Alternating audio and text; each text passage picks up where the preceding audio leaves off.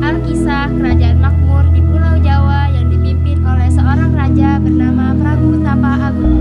Beliau memiliki 7 putri, putri sulungnya bernama Purbararang dan putri bungsunya bernama Purbasari.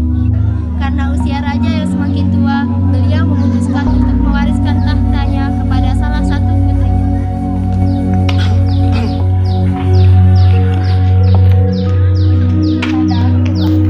Terima kasih. Akhir ini Dinda menurut Kanda nampak gelisah. Kenapa? Jadi begini Dinda, mengingat usia saya telah tua dan kesehatan saya sudah layaknya posisi saya digantikan oleh putri kita. Kalau begitu, baiklah. Lalu siapa yang akan Kanda pilih? Bagaimana kalau Purbasari? Apakah Kanda yakin? Bukankah putri sulung kita adalah Purbararang? Bukankah kita orang tuanya dan telah mengenali siapa Purbasari? Kanda benar. Dinda setuju dengan keputusan Kanda.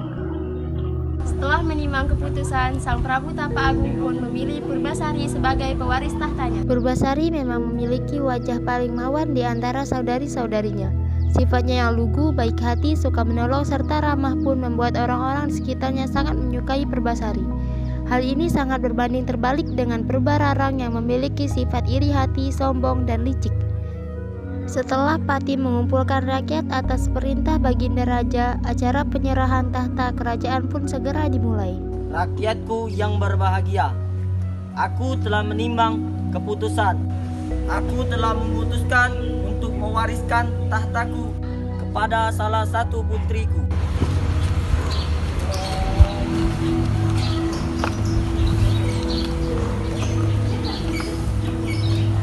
Salam ayahanda, ibunda.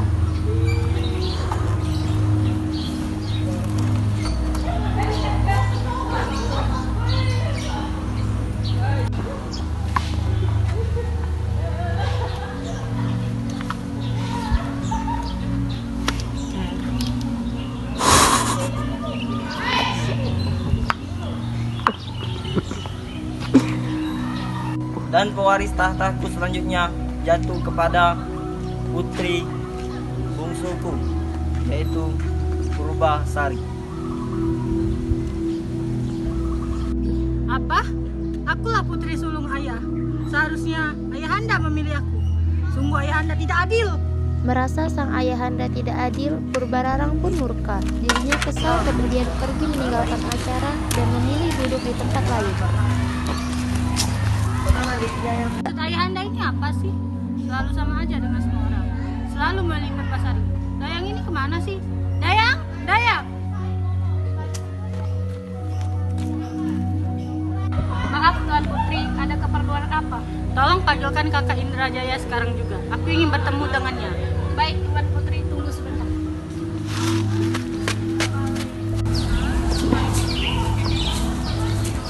Permisi Raden, Raden diminta untuk datang ke kerajaan segera untuk menemui Putri Purbararang. Baik, aku akan menemui dia segera.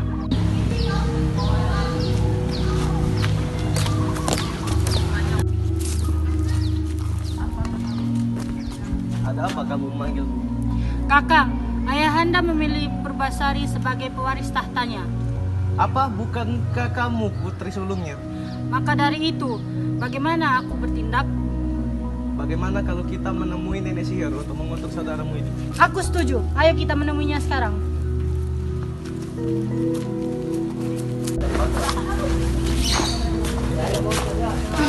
Sesampainya Indrajaya dan Purbararang di rumah nenek sihir, mereka meminta agar nenek sihir mau mengutuk Purbasari. Apa maksud kedatangan kalian ke sini, anak muda? Aku tahu kedatangan kalian kemari untuk mencelakai seseorang, kan? Betul, Nek. Ayahanda tunanganku lebih memilih putri bungsunya daripada tunanganku.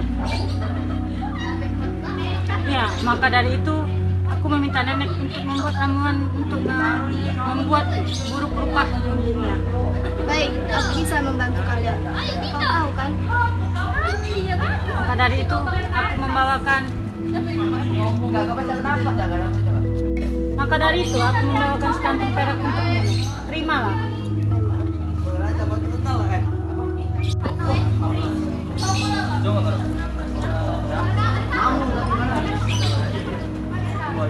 Ini, campurkanlah ini ke minuman saudarimu, maka dia akan terkena penyakit. Baiklah, terima kasih, Nek.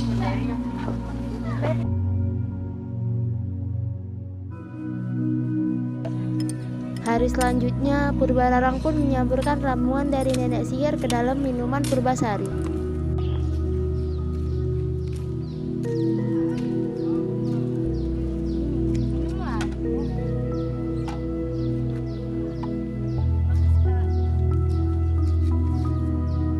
Aduh, kenapa terasa gatal dan panas? Kenapa nih, Kak?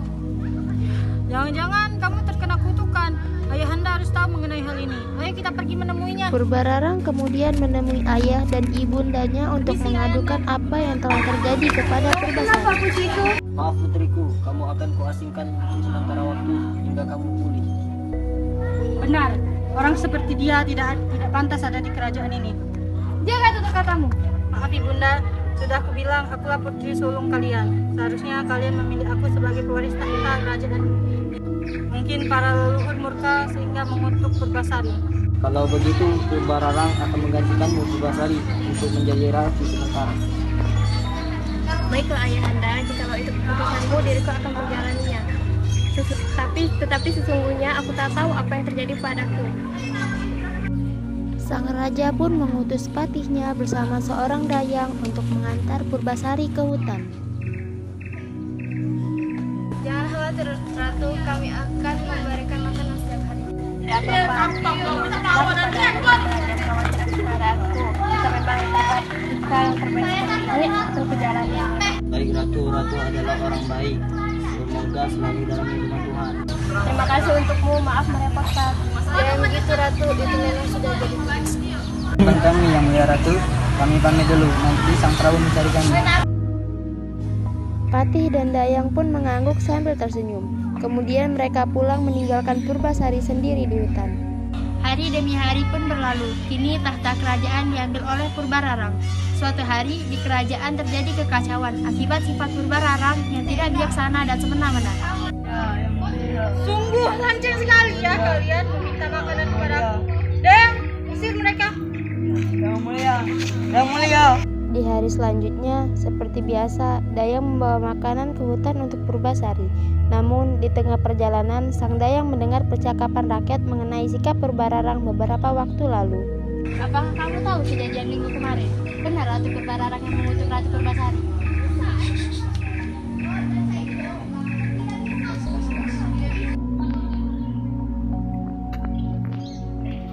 Ini Ratu, makanan buat Yang Mulia. Terima kasih. Sama, ini sudah jadi tugasku. Ngomong-ngomong, saya tadi mendengar pembicaraan rakyat dan tidak mencerai Purbararang. Oh ya, ngomongnya kenapa? Beberapa hari yang lalu, mereka mengeluh kelaparan, tapi Ratu Purbararang tidak peduli dengan itu. Sudah berikan makanan ke rakyat, persediaan itu masih ada. Kalau seperti itu perintah putri, baiklah, akan kubawa ke rakyat. Setelah Dayang meninggalkan Purbasari, Purbasari dikejutkan dengan seekor kera yang dapat berbicara.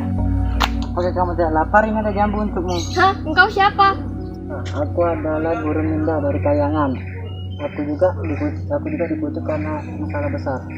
Itu sudah nasib. Aku juga dikutuk menjadi buruk rupa. Namamu Tuan Putri? Terima kasih, namaku Purbasari. Oh iya, bagaimana kalau kau kupanggil Lutung Kasarung? Lutung karena kau seperti kera dan Kasarung karena kau tinggal di hutan. Hari demi hari mereka selewati bersama di hutan ini. Mereka semakin akrab dan nampak saling menaruh rasa. Lutung Kasarung pun iba dengan keadaan Purbasari. Maka dari itu, ia memutuskan untuk bersemedi dan berdoa kepada Tuhan. Karena doa tulus Lutung Kasarung, Tuhan mengabulkannya, hingga tempat Lutung Kasarung bersemedi menjadi tempat telaga kecil. Tuan Putri, kemarilah.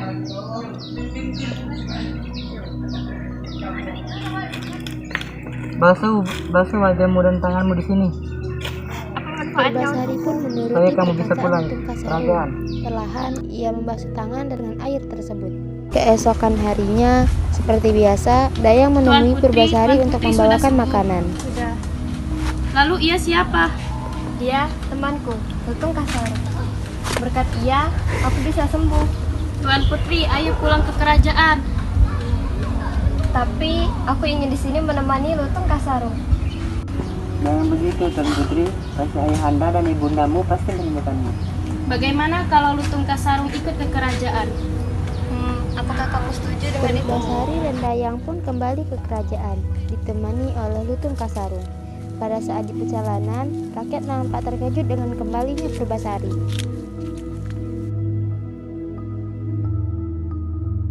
Sudah pulang, cantik sekali, cantik sekali. Namun, Purbararang tak kalah terkejut akan kembalinya Purbasari. Bagaimana kau bisa kembali? Tapi intinya aku tidak akan membiarkanmu mengambil ahli tata kali ini. Bagaimana kalau kita beradu pasangan? Pasangan siapa yang paling tampan dan gagah, dia yang menang dan akan memimpin di kerajaan ini. Serta yang kalah akan keluar dari kerajaan ini. Apakah kau setuju, adikku? Ya, aku setuju, Kak.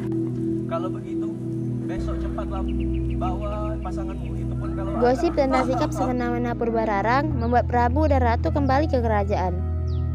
Di saat pertandingan berlangsung, mereka sudah tiba di kerajaan dan terkejut melihat Purbasari yang sudah sembuh. Purbasari, ini pasanganku. Mana pasanganmu? Ini pasanganku, Kak. Lutung? Pasanganmu Lutung? Purbararang berpikir dirinya telah menang. Namun, dugaannya salah. Pasanganmu seekor Terjadi lutung. keajaiban Lutung Kasarung kembali menjadi semula, yaitu menjadi sosok guru Minda. Hah, Lutung, kutukanmu hilang. Sepertinya begitu. Aku kecewa kepadamu. Ayahanda, ibunda. Menyesal aku telah memberikan kerajaanku kepadamu. Putriku Purbasari, apakah kamu sudah sembuh? Ya, ibunda, berkat Lutung Kasarung, aku sudah sembuh. Apakah ini artinya aku kalah? berarti aku harus meninggalkan kerajaan ini. Tetaplah tinggal bersamaku, Kak. Kenapa? Padahal kan aku sudah berbuat banyak jahat kepadamu. Walaupun kakak telah berbuat banyak jahat kepadaku, kakak tetaplah kakakku. Maafkan aku yang telah berbuat jahat kepadamu, adik. Ya, tidak apa-apa, Kak. Terima kasih, adikku. Akhirnya Purbasari menjadi seorang ratu dengan didampingi oleh pemuda tampan yang bernama Lutung Kasarung. Cinta sejati bukan ia yang memandang fisik atau hartanya, namun cinta sejati ia yang menerima kekurangan dan kelebihannya. Kelompok 4,